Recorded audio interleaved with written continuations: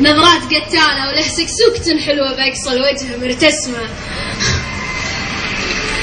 هذاك المار قدامي وله ما في سكسوك، وله نظرات قتالة وله سكسوكة حلوة بأقصى الوجه مرتسمة. حرمني النوم في ليلي، حرمني النوم عقباله يحس الشوق في صدره ذبحه وزاد في همه. أحب أمه وأحب عمه وأحب جده وأحب خاله.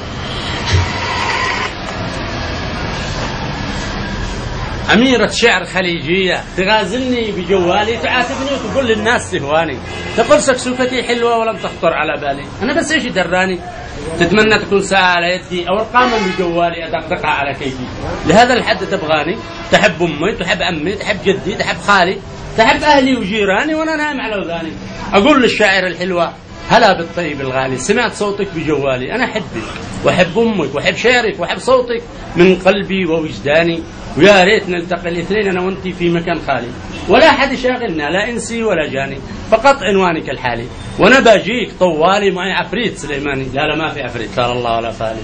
أنا باجيك طوالي معي خاتم سليماني، أشيلك فوق بساط الريح، أحطك في مكان عالي بأرض ما بها سكان، بها أشجار وشلال ماء حالي، يكون البرد به قارس أدفك بين أحضاني، أحطك فوق عرش بلقيس بعيد عن كل عذالك وعذالي. نبغى نحكم العالم ونعيد المجد من ثاني، نسجل كل قصائدنا بجوالك وجوالي ونرسلها لكل الناس للقاصي ما أداني. صحيح إني كبير في السن وظروفي على حالي، لكني بعلمك كيف أخليك تعيش سلطاني.